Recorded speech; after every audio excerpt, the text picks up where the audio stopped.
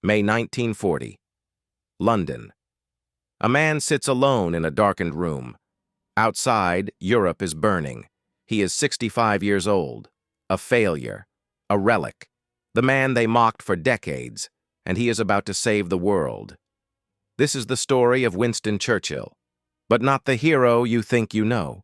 This is the story of what came before the legend, the years of humiliation, the rejection, the darkness, because before he could save Britain, he first had to survive himself. The broken years. 25 years earlier, Gallipoli Peninsula, Turkey. Dawn breaks over blood-soaked beaches. British, Australian, New Zealand troops wade toward shore. Machine guns open fire from the cliffs above. Men fall before they reach the sand. By nightfall, thousands are dead. The man who planned this invasion sits in London. Winston Churchill, First Lord of the Admiralty. Brilliant, ambitious, 40 years old. He had promised this campaign would end the war. Instead, it became the greatest military disaster in British history. Over 100,000 casualties. Entire generations wiped out. The newspapers gave him a new name, Churchill the Butcher. He was forced to resign in disgrace. His political career destroyed. His reputation in ruins. Churchill fell into what he called the black dog. Crippling depression. A darkness that would stalk him for the rest of his life. Late one night, his wife found him staring out a window, tears streaming down his face. "It is over," he whispered. "Everything. Most men would have quit, retreated, disappeared."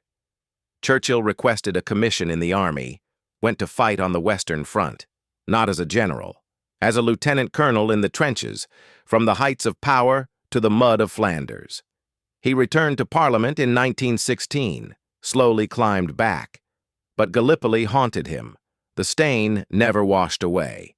And then came the wilderness, the 1930s. Churchill was out of government, out of favor, out of time. He spent his days at Chartwell, his country estate, painting, writing, building walls with his own hands just to stay busy. He wrote books to pay his debts. He was often broke, and he warned about Hitler. While Britain pursued appeasement with Nazi Germany, Churchill stood alone in Parliament. "Hitler is a threat," he thundered. "Germany is rearming. War is coming." They mocked him. Churchill the warmonger. Churchill the drunk. Churchill the has-been who cannot accept his time is over. Politicians stopped inviting him to dinners. His own party sidelined him. At 60, 63, 65 years old, Churchill seemed finished. One evening after another ignored speech, he sat alone in his study, head in his hands. "Perhaps they are right," he said quietly. "Perhaps I am just a relic." Then he looked up, that defiant gleam still in his eye.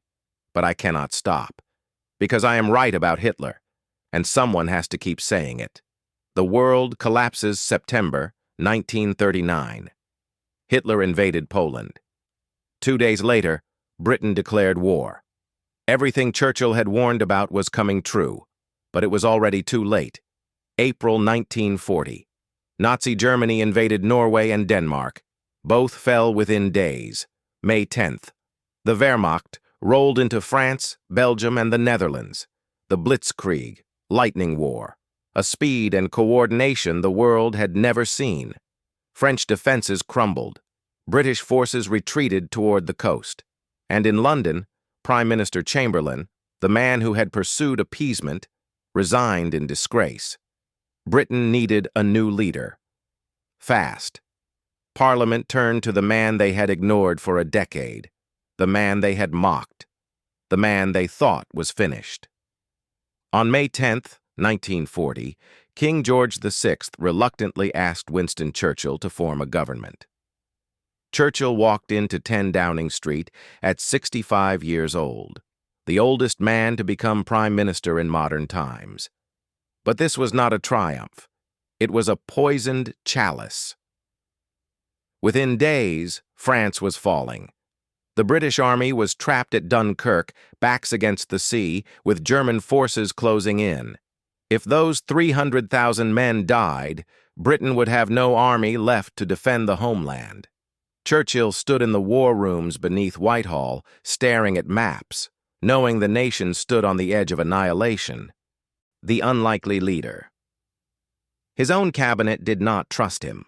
Lord Halifax, the Foreign Secretary, actively worked against him, pushed for negotiation with Hitler through Italian intermediaries. "Make peace while we still can," Halifax urged. "We cannot win this war." Several cabinet members agreed. The logic was sound. Britain stood alone, outgunned, facing certain defeat. Negotiate, surrender, save what you can. Churchill listened in silence. Then on May 28th, he stood. "If this Long Island story of ours is to end at last," he said, "let it end only when each one of us lies choking in his own blood upon the ground." The room fell silent. Then Churchill did something brilliant. He called in the outer cabinet, 25 additional ministers, asked them one question: should Britain negotiate? One by one they answered. Every single one said fight. Halifax was isolated. His proposal died. Britain would stand, but standing meant enduring hell. Words that became weapons, May 13th. Churchill's first speech to Parliament as Prime Minister. Every instinct said, give people hope, promise easy victory. Churchill did the opposite. I have nothing to offer but blood, toil, tears, and sweat. No false promises, no sugarcoating, just brutal honesty. You ask what is our policy? I will say it is to wage war by sea, land, and air with all our might and with all the strength that God can give us. You ask what is our aim? I can answer in one word: victory. Victory at all costs. Victory in spite of all terror. Victory however long and hard the road may be. The House of Commons erupted not in polite applause but in roaring defiant cheers. Britain had found her voice. June 4th. After Dunkirk. After 338,000 men were miraculously evacuated under fire. The newspapers wanted to call it a victory. Churchill refused. Wars are not won by evacuations. Then he gave them something else. A promise. A vow. Words that would echo through history. We shall go on to the end. We shall fight in France. We shall fight on the seas and oceans. We shall fight with growing confidence and growing strength in the air. We shall defend our island whatever the cost may be. We shall fight on the beaches. We shall fight on the landing grounds. We shall fight in the fields and in the streets.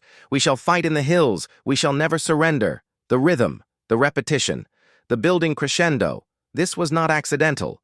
This was engineered to inspire. And it worked. Britain believed.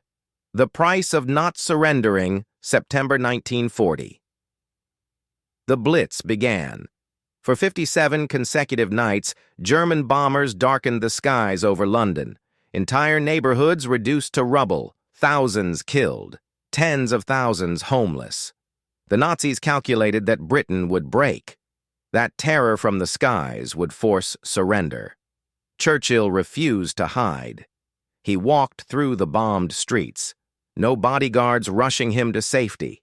No armored car waiting. Just Churchill, 65 years old, cigar clenched in his teeth, walking deliberately through the smoke and devastation. He stopped where a family dug through the ruins of their home. An elderly woman looked up, recognized him, tears streaming down her face. Churchill placed his hand on her shoulder, then turned to the growing crowd. "Are we downhearted?" he shouted. The woman straightened her back. Others stopped digging. More emerged from the rubble. "No!" they roared back. Churchill raised his hand in the V for victory sign. That night in his study, Churchill sat alone reading casualty reports. His secretary found him weeping. "Every name is a mother's son," he whispered. Then he wiped his eyes, lit a cigar, went back to work, because this is what leadership looks like, feeling the weight of every death, then making the next impossible decision anyway. The turn of history. December 1941. Japan attacked Pearl Harbor. America entered the war. Churchill wept when he heard the news, but this time from relief. Hitler's fate was sealed, he said. Mussolini's fate was sealed. As for the Japanese, they would be ground to powder. The tide had turned, but the war would grind on for 3 more brutal years. Churchill made mistakes, miscalculations, decisions that haunted him, but he never stopped, never surrendered, never gave in. And slowly, painfully, impossibly, the Allies began to win. June 6, 1944, D-Day. The invasion Churchill had spent years planning, learning from Gallipoli, obsessed with every detail. This time, it worked. May 8, 1945. Victory in Europe. Nazi Germany defeated. Churchill stood before massive crowds in London, the man they had mocked as a has-been. The 65-year-old relic who should have retired. He had led them through the darkest hours of human history. 2 months later, Britain held elections. Churchill lost. The British people voted him out of office. After everything, all the sacrifice, the sleepless nights, the decisions that aged him decades, they rejected him. Churchill was devastated, but he accepted it. "I have no regrets," he said. "I leave office with my duty done. The people have spoken. And in a democracy, that is how it should be." Message to the viewer. Winston Churchill died in January 1965. Age 90.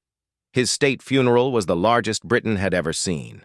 But his greatest legacy is not monuments or ceremonies.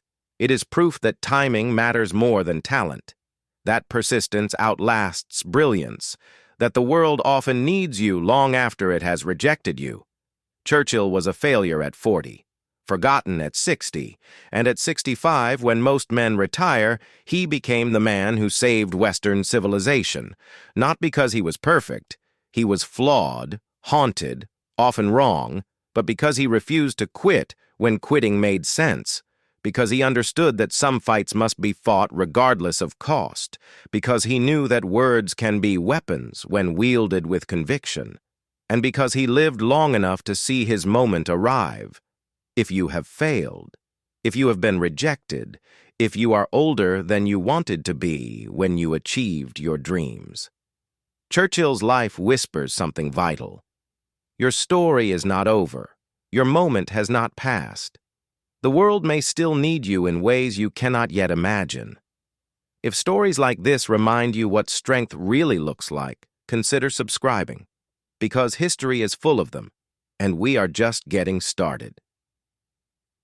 Final moment, October 1941. Churchill returned to Harrow School, the place where as a boy he had been beaten and told he would never amount to anything. The students waited for a grand speech, notebooks ready. Churchill stood at the podium, looked out at the young faces, and spoke 16 words: "Never give in, never give in, never, never, never, never. In nothing great or small, large or petty, never give in." Then he sat down. The room was silent, because Winston Churchill had not just preached those words, he had lived them.